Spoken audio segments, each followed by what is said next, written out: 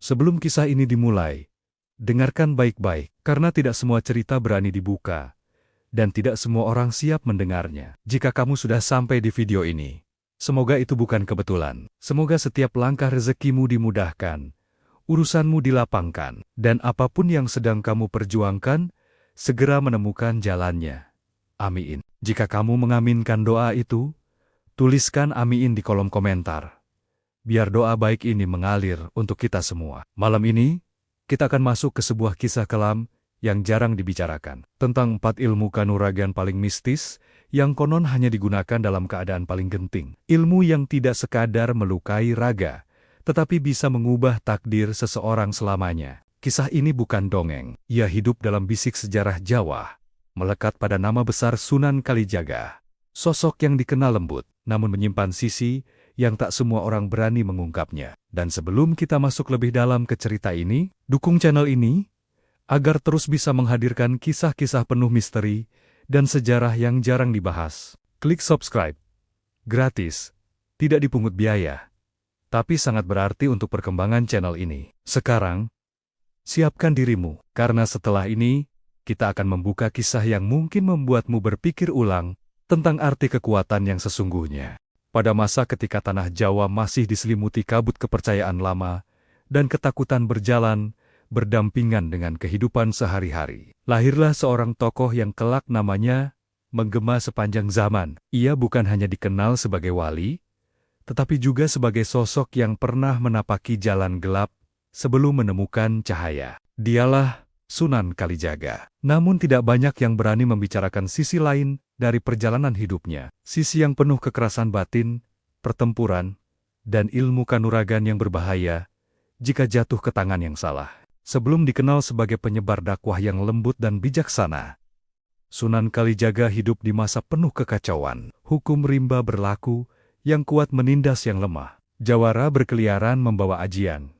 Perampok bersenjata ilmu kebal merajalela. Desa-desa hidup dalam bayang-bayang ketakutan. Dalam dunia seperti itu, bertahan hidup bukan soal benar atau salah, tetapi soal siapa yang lebih kuat. Konon pada masa mudanya, Sunan Kalijaga pernah berada sangat dekat dengan kegelapan. Ia menyaksikan langsung bagaimana kekuasaan dan kesaktian disalahgunakan. Bagaimana manusia berubah menjadi lebih buas daripada binatang ketika merasa kebal dan tak tersentuh. Dari situlah ia mulai memahami satu hal penting. Untuk menghentikan kegelapan, seseorang harus mengerti bagaimana gelap itu bekerja. Ilmu kanuragan bukan sekadar kekuatan fisik. Ia adalah perpaduan antara niat, batin, dan pengendalian diri.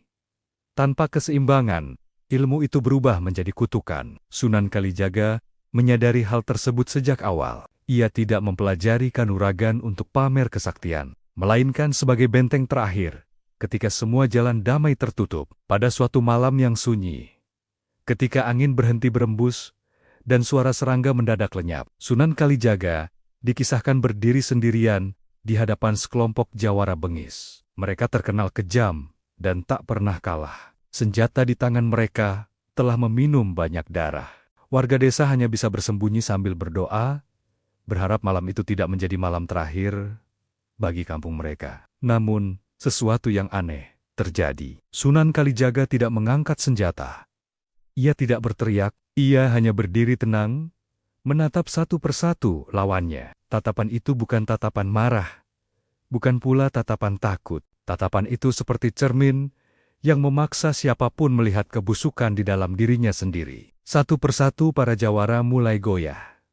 Nafas mereka memburu, tangan yang menggenggam senjata bergetar, bukan karena luka, tetapi karena rasa takut yang tiba-tiba muncul tanpa sebab yang jelas. Mereka merasa seolah seluruh dosa dan niat jahat mereka ditelanjangi di hadapan semesta. Tak satu pun berani melangkah maju.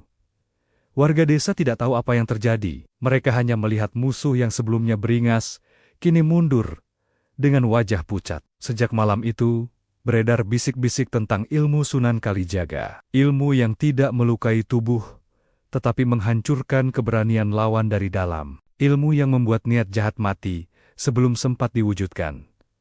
Namun justru disitulah letak bahayanya. Ilmu seperti itu menuntut pengendalian diri yang sempurna. Sedikit saja hati dipenuhi amarah atau kesombongan, maka ilmu itu akan berbalik, menghancurkan pemiliknya sendiri. Sunan Kalijaga menyadari risikonya. Ia tahu, setiap kali ilmu itu digunakan, jiwanya diuji. Tidak semua ilmu kanuragan diajarkan.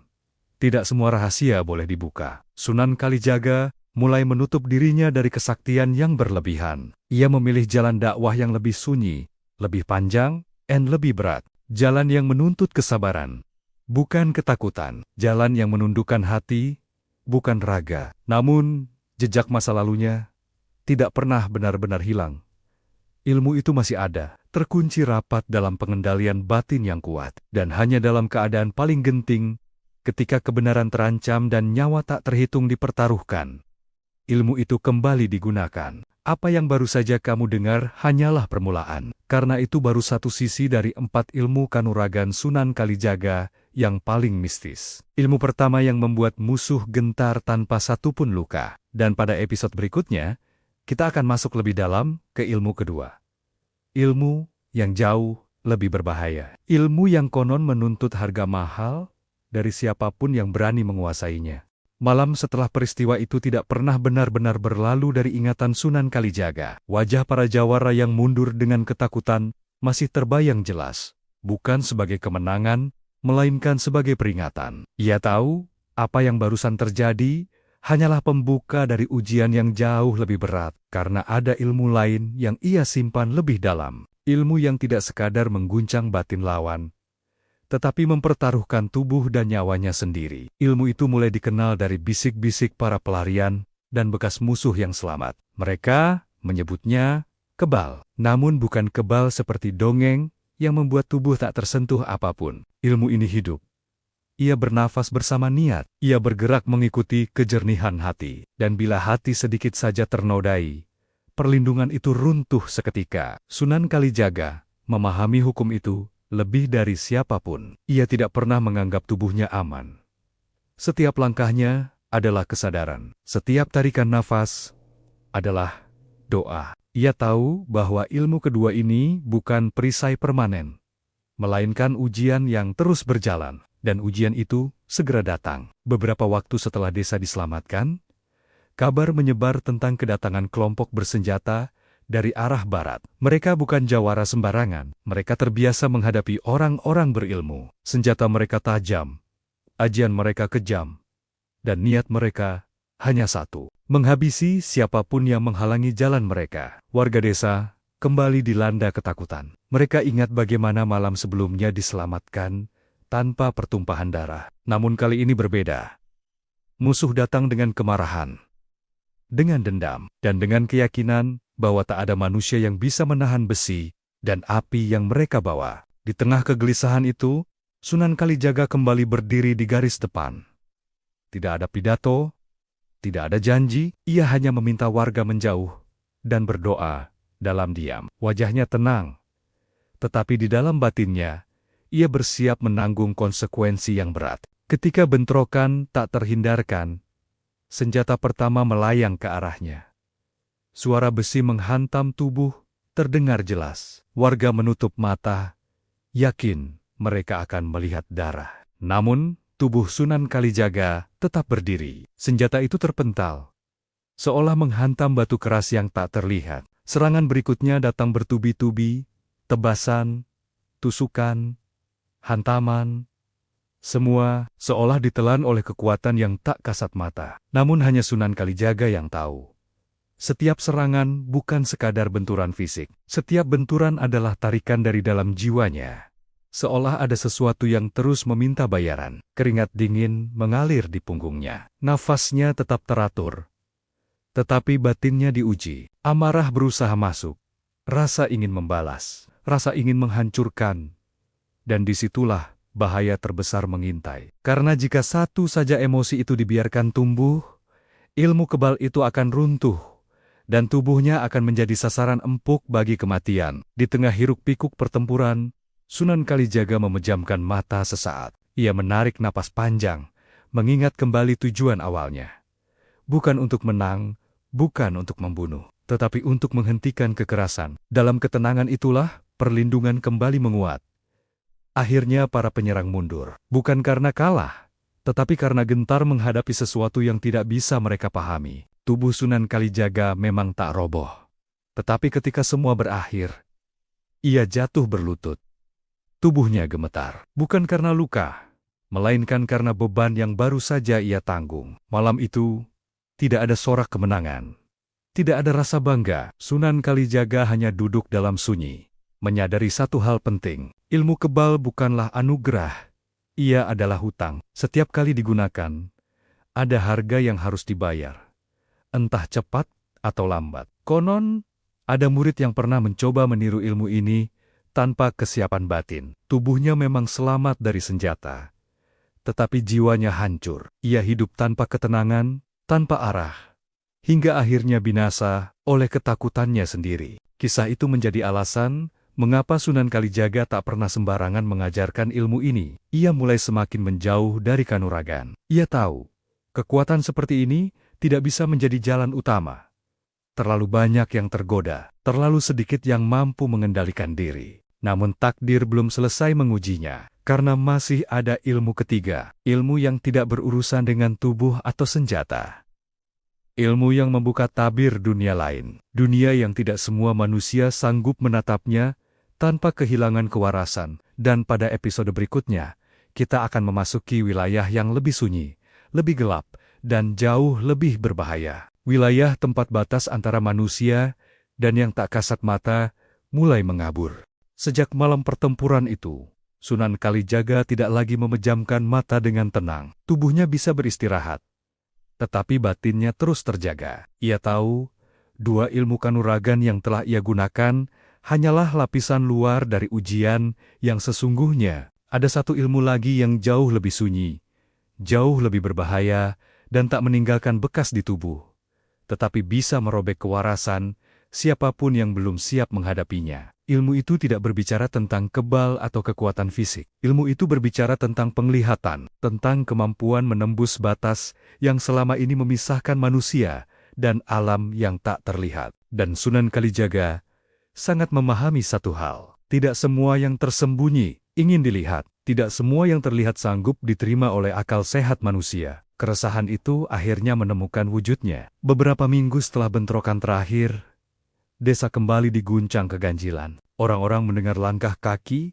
di tengah malam tanpa ada siapapun. Bayangan bergerak di balik pepohonan tanpa sumber cahaya. Anak-anak jatuh sakit tanpa sebab. Dan para sesepuh merasakan hawa berat yang menekan dada. Setiap kali malam tiba, warga datang dengan ketakutan yang berbeda dari sebelumnya. Ini bukan ketakutan pada senjata atau jawara. Ini adalah ketakutan pada sesuatu yang tak bisa disentuh, tak bisa dilawan, dan tak bisa dijelaskan. Mereka tahu, hanya satu orang yang mungkin memahami apa yang sedang terjadi. Sunan Kalijaga tidak langsung menjawab. Ia memilih diam, karena ia tahu, ketika ilmu ketiga ini dibuka, tidak ada jalan kembali. Sekali tabir itu tersingkap, mata batin tak akan pernah benar-benar tertutup lagi. Malam itu, Sunan Kalijaga berjalan seorang diri menuju hutan di pinggir desa. Tidak ada obor, tidak ada pengawal. Hanya langkah pelan dan doa yang tak terucap. Semakin jauh ia melangkah, semakin sunyi udara di sekitarnya. Bahkan suara alam seolah enggan menemaninya. Ketika ia berhenti, dunia terasa berubah. Udara menjadi berat, ruang terasa menyempit, dan perlahan, apa yang selama ini tersembunyi mulai menampakkan diri. Bayangan tanpa bentuk, sosok yang tidak sepenuhnya ada, tetapi juga tidak sepenuhnya tiada. Mereka tidak menyerang. Mereka mengamati, seolah ingin tahu, apakah manusia di hadapan mereka layak menyadari keberadaan mereka. Ilmu ketiga ini bukan tentang memanggil, bukan pula tentang menguasai. Ilmu ini adalah kemampuan untuk hadir di antara dua alam, tanpa kehilangan jati diri. Kesalahan kecil saja bisa membuat seseorang terseret, terjebak, atau bahkan tak pernah kembali sebagai manusia yang utuh. Sunan Kalijaga merasakan tekanan itu menekan pikirannya. Suara-suara tanpa kata mulai berbisik. Bukan ancaman, tetapi godaan. Janji pengetahuan, janji kekuasaan, janji jawaban atas segala misteri dunia. Dan disitulah letak ujian sesungguhnya, bukan pada rasa takut, tetapi pada rasa ingin tahu yang tak terkendali. Ia menahan diri. Ia menolak untuk bertanya lebih jauh. Ia menolak untuk melangkah lebih dalam dari yang seharusnya. Dengan ketenangan yang dipaksakan, ia hanya melakukan satu hal, menyadari posisinya sebagai manusia. Tidak lebih, tidak kurang. Perlahan, tekanan itu mereda. Bayangan mulai menjauh. Hutan kembali bernafas. Namun Sunan Kalijaga tahu, apa yang baru saja ia lihat akan tinggal bersamanya seumur hidup. Sejak malam itu, ia tak pernah lagi memandang dunia dengan cara yang sama. Ia tahu, ada lapisan realitas yang rapuh, dan tidak semua manusia siap mengetahui betapa tipisnya batas itu. Keesokan harinya, gangguan di desa menghilang, anak-anak kembali pulih. Malam kembali sunyi, warga menganggap semuanya telah selesai. Namun bagi Sunan Kalijaga, justru sebaliknya, beban di dadanya semakin berat, karena setiap ilmu yang digunakan, setiap tabir yang dibuka, selalu meninggalkan bekas. Ia semakin yakin untuk menyembunyikan kanuragan. Ia memilih bahasa simbol. Ia memilih seni, tembang, dan budaya. Bukan karena ia lemah, tetapi karena ia tahu, kekuatan yang paling berbahaya adalah kekuatan yang tidak dipahami oleh penggunanya sendiri. Namun, masih ada satu ilmu yang belum disentuh. Ilmu terakhir. Ilmu yang paling terlarang. Ilmu yang bahkan jarang ia izinkan hadir dalam pikirannya sendiri. Karena harga yang harus dibayar bukan hanya raga atau kewarasan, tetapi sesuatu yang jauh lebih berharga. Dan pada episode berikutnya, kita akan mendekati titik paling gelap dari perjalanan ini. Saat Sunan Kalijaga dihadapkan pada pilihan yang tak seharusnya dimiliki manusia. Pilihan yang bisa mengorbankan segalanya demi satu kebenaran. Sejak malam di hutan itu, Sunan Kalijaga merasakan sesuatu berubah di dalam dirinya. Bukan bertambah kuat, justru semakin berat. Ia kini memahami betapa rapuhnya batas antara manusia dan kekuatan yang tak seharusnya disentuh. Namun pemahaman itu datang bersama kesadaran yang lebih menakutkan. Masih ada satu ilmu terakhir yang ia simpan. Ilmu yang tidak pernah ia sebutkan dalam doa. Ilmu yang bahkan ia takuti untuk diingat. Ilmu itu bukan sekadar kanuragan. Ia bukan tentang kebal, bukan tentang aura, bukan tentang penglihatan batin. Ilmu ini adalah pilihan paling ekstrem. Digunakan hanya ketika semua jalan tertutup. Ketika kebenaran hampir lenyap. Ketika nyawa banyak orang berada di ambang kehancuran. Ilmu keempat ini dikenal hanya dalam bisikan para sesepuh tua. Bahkan di antara mereka, tak semua percaya ilmu itu benar-benar ada. Karena siapapun yang pernah menyaksikannya, memilih bungkam. Dan siapapun yang berani mencoba menelusurinya, tak pernah kembali sebagai manusia yang sama. Sunan Kalijaga memahami harga ilmu ini. Ia tidak mempelajarinya dari kitab, ia tidak menerimanya dari guru. Ilmu ini lahir dari perenungan panjang, dari pengorbanan batin, dari kesiapan untuk kehilangan sesuatu yang tak bisa digantikan. Ilmu ini tidak bisa diwariskan, tidak bisa diajarkan, hanya bisa dipilih.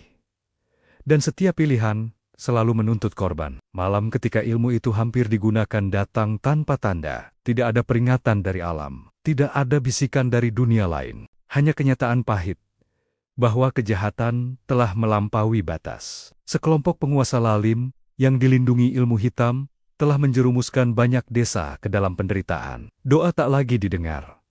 Perlawanan selalu berakhir dengan kematian. Warga tidak lagi meminta perlindungan. Mereka hanya datang dengan tatapan kosong, tatapan orang-orang yang telah kehabisan harapan. Dan disitulah Sunan Kalijaga berdiri, di hadapan pilihan yang tak pernah ia inginkan. Jika ia menggunakan ilmu itu, kezaliman bisa dihentikan dalam satu malam. Namun, konsekuensinya tak bisa ditarik kembali. Ada bagian dari dirinya yang akan terkikis. Ada ikatan dengan dunia yang akan terputus. Bukan kematian yang menantinya, tetapi kehilangan jati diri yang perlahan dan menyakitkan. Malam itu, Sunan Kalijaga duduk dalam kesunyian panjang. Tidak berdoa dengan kata, tidak menangis. Ia hanya menghadapi dirinya sendiri. Menghadapi ketakutan terbesar seorang manusia. Takut kehilangan kemanusiaannya sendiri demi kebaikan yang lebih besar. Ilmu keempat ini tidak bekerja dengan ledakan atau kekuatan kasar. Ia bekerja dengan pengorbanan batin, dengan melepaskan keterikatan duniawi, dengan menerima bahwa setelahnya, hidup tak akan pernah sama. Orang yang menggunakan ilmu ini akan tetap berjalan, tetap berbicara, tetapi sebagian dari dirinya telah pergi selamanya. Konon pada malam itu, langit tampak biasa saja, tidak ada petir, tidak ada angin kencang, namun mereka yang peka merasakan sesuatu, seperti tarikan besar dari dalam bumi, seolah ada kekuatan tua yang bangkit, lalu kembali tertidur setelah tugasnya selesai. Keesokan harinya, kezaliman berhenti.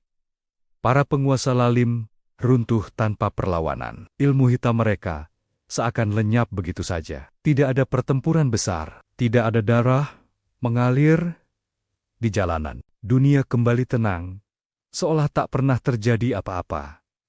Namun Sunan Kalijaga berubah, bukan secara fisik, tetapi dalam diamnya. Ia semakin jarang berbicara tentang kesaktian. Ia semakin menjauh dari cerita-cerita tentang kanuragan. Wajahnya tetap teduh, tetapi sorot matanya membawa kedalaman yang sulit dijelaskan. Seolah ia telah melihat sesuatu yang tak seharusnya dilihat manusia. Ilmu keempat itu tidak pernah lagi digunakan. Bahkan namanya pun tak pernah disebut. Sunan Kalijaga memilih menguburnya dalam diam. Sejak saat itu, ia benar-benar menutup jalan kanuragan. Ia memilih dakwah dengan simbol, dengan tembang, dengan cerita, dengan budaya, karena ia telah sampai pada kesimpulan paling pahit, bahwa kekuatan terbesar manusia bukan pada kemampuannya menghancurkan kejahatan, tetapi pada keberaniannya untuk tidak menggunakan kekuatan itu. Namun cerita ini belum berakhir, karena ada satu pertanyaan yang tersisa. Mengapa Sunan Kalijaga rela menanggung harga sebesar itu? Mengapa ia memilih kehilangan sebagian dirinya demi dunia yang mungkin tak pernah tahu pengorbanannya? Dan pada episode terakhir, kita akan mengungkap jawaban itu. Jawaban yang tidak ditemukan dalam ilmu kanuragan, melainkan dalam makna sejati pengabdian. Setelah malam pengorbanan itu, tidak ada satupun manusia yang benar-benar mengetahui apa yang telah Sunan Kalijaga lepaskan. Dunia hanya melihat hasilnya. Kezaliman berhenti, desa-desa kembali bernafas.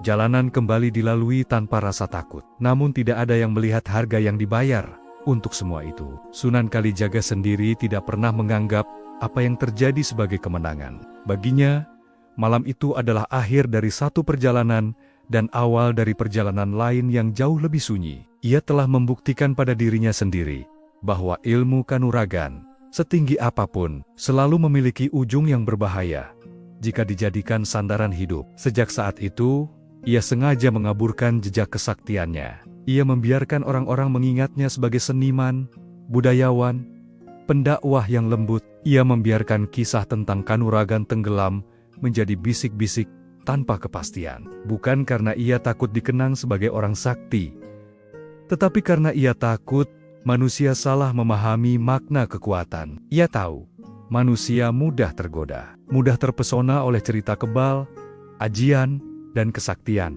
namun sangat jarang yang mau menanggung konsekuensi batinnya. Sangat sedikit yang siap kehilangan diri sendiri demi kebenaran yang lebih besar. Dan itulah alasan mengapa 4 ilmu kanuragan itu harus dikunci rapat-rapat. Ilmu pertama mengajarkan bahwa ketakutan terbesar musuh berasal dari dalam dirinya sendiri. Ilmu kedua mengajarkan bahwa perlindungan sejati tidak pernah gratis. Ilmu ketiga mengajarkan bahwa tidak semua rahasia alam pantas diketahui manusia. Dan ilmu keempat mengajarkan pelajaran paling pahit, bahwa ada kekuatan yang hanya bisa digunakan sekali, lalu ditinggalkan selamanya. Sunan Kalijaga memilih jalan yang berbeda setelah itu. Ia menanamkan ajaran lewat simbol, bukan paksaan. Lewat cerita, bukan ancaman. Lewat budaya, bukan ketakutan. Ia menciptakan jembatan antara kepercayaan lama dan keyakinan baru, agar manusia tidak merasa kehilangan, tetapi perlahan menemukan arah. Orang-orang mungkin tidak sadar bahwa pilihan itu justru jauh lebih berat daripada mengandalkan kesaktian, karena mengubah hati manusia membutuhkan kesabaran yang tak terukur. Membimbing tanpa memaksa membutuhkan keteguhan yang lebih kuat daripada ilmu kebal manapun. Dalam sunyi malam, terkadang Sunan Kalijaga masih merasakan bekas dari ilmu keempat itu, bukan dalam bentuk luka, tetapi dalam rasa hampa yang datang tanpa sebab. Namun ia menerimanya sebagai bagian dari pengabdian. Ia tidak menyesal, karena ia tahu, dunia yang lebih tenang hari ini dibangun di atas pengorbanan yang tidak pernah diminta untuk dikenang. Para muridnya tidak pernah diajarkan ajian kanuragan tingkat tinggi. Mereka diajarkan pengendalian diri. Mereka diajarkan membaca tanda zaman. Mereka diajarkan bahwa kekuatan sejati tidak pernah berisik. Ia hadir dalam ketenangan, dalam kesadaran, dalam kemampuan menahan diri ketika memiliki kuasa untuk menghancurkan. Seiring waktu, cerita tentang Sunan Kalijaga bercampur antara sejarah dan legenda. Sebagian orang meragukan kisah kesaktiannya, sebagian lagi melebih-lebihkannya. Namun justru disitulah kebenarannya tersembunyi. Karena yang terpenting bukan apakah ilmu itu benar-benar ada, melainkan pesan mengapa ilmu itu tidak diwariskan. 4 ilmu kanuragan itu bukan warisan untuk dikejar. Ia adalah peringatan tentang betapa tipisnya batas antara pelindung dan perusak, tentang betapa mudahnya manusia tersesat ketika merasa paling kuat, dan tentang betapa beratnya menjadi orang yang memilih tidak menggunakan kekuatan meski mampu. Jika hari ini kisah ini masih dibicarakan, itu bukan agar manusia mencari ilmunya, melainkan agar manusia memahami pilihan hidupnya, bahwa dalam setiap zaman selalu ada jalan singkat yang penuh kekuatan, dan ada jalan panjang yang penuh pengorbanan. Sunan Kalijaga telah memilih jalan kedua, dan mungkin itulah ilmu paling mistis dari semuanya. Bukan ajian, bukan kanuragan, melainkan keberanian untuk melepaskan kekuatan demi menjaga kemanusiaan. Waktu terus berjalan, dan kisah Sunan Kalijaga perlahan menjauh dari ingatan manusia biasa. Namun jejaknya tidak pernah benar-benar hilang. Ia tidak tertulis jelas dalam kitab perang atau catatan kesaktian, melainkan bersembunyi dalam cerita rakyat, tembang lirih, dan rasa segan yang sulit dijelaskan ketika namanya disebut. Orang-orang mungkin lupa detail pertempuran. Mereka mungkin lupa wajah para jawara dan penguasa lalim yang pernah runtuh tanpa darah. Tetapi ada satu hal yang tertinggal, rasa bahwa pernah ada seseorang yang memilih menahan kekuatan terbesar demi menjaga keseimbangan dunia. Di desa-desa tua, para sesepuh masih berbisik pelan, bukan tentang ajian atau kebal. Mereka berbicara tentang seseorang yang bisa menghentikan kekerasan tanpa mengangkat senjata, tentang sosok yang mampu membuat kejahatan kehilangan pijakan, seolah niat jahat itu sendiri merasa malu untuk muncul ke permukaan. Sebagian orang bertanya-tanya, kemana perginya 4 ilmu kanuragan itu? Apakah benar-benar lenyap atau hanya tertidur, menunggu zaman yang salah untuk dibangunkan kembali? Tidak ada yang bisa menjawab dengan pasti, karena sejak awal, ilmu itu tidak pernah dimaksudkan untuk diwariskan. Yang tersisa hanyalah bekas-bekasnya. Dalam cara ajaran disampaikan dengan simbol, bukan ancaman, dalam tembang yang terdengar sederhana, tetapi menyimpan makna yang dalam. Dalam sikap tenang menghadapi kekacauan, seolah kekerasan bukan satu-satunya jalan keluar. Konon, ada orang-orang tertentu yang mencoba menelusurinya. Mereka mencari tempat-tempat sunyi, bertapa, berharap menemukan serpihan kesaktian yang tertinggal. Namun yang mereka temukan justru kelelahan batin, kebingungan, kekosongan, seolah alam sendiri menolak memberikan apa yang tidak pantas diminta. Karena 4 ilmu itu bukan hadiah. Ia adalah beban yang hanya bisa ditanggung oleh seseorang yang telah berdamai dengan kehilangan. Dan tidak banyak manusia yang benar-benar siap kehilangan dirinya sendiri. Sunan Kalijaga memahami itu sejak awal. Itulah sebabnya ia menutup rapat-rapat pintu kanuragan dan membuka pintu yang jauh lebih sulit. Pintu pengendalian diri, pintu kesabaran, pintu pengabdian tanpa pamrih. Bagi dunia, pilihan itu mungkin terlihat lemah. Namun bagi siapapun yang pernah berdiri di ambang kekuasaan besar, pilihan itu adalah yang paling berat. Karena tidak menggunakan kekuatan saat mampu menggunakannya, menuntut keberanian yang tidak terlihat. Dan mungkin disitulah letak misteri terbesar kisah ini. Bukan pada apakah 4 ilmu kanuragan itu nyata, tetapi pada kenyataan bahwa seseorang memilih untuk menguburnya demi manusia lain yang bahkan tidak pernah tahu pengorbanan tersebut. Hingga hari ini, kisah itu masih bergaung, bukan sebagai ajakan untuk mencari kesaktian, tetapi sebagai peringatan bahwa setiap kekuatan selalu datang dengan harga, dan tidak semua harga layak dibayar. Jika kamu mendengar cerita ini dan merasakan getaran aneh di dada, itu bukan karena ilmu yang bangkit, melainkan karena pesan lama yang kembali mengingatkan bahwa kekuatan sejati tidak selalu tampak menakutkan. Terkadang, ia hadir dalam bentuk pilihan sunyi yang tak pernah dicatat sejarah. 4 ilmu kanuragan itu mungkin terkunci selamanya. Namun, pelajarannya tetap hidup. Dan selama manusia masih dihadapkan pada pilihan antara kekuasaan dan kebijaksanaan, kisah ini tidak akan pernah benar-benar berakhir.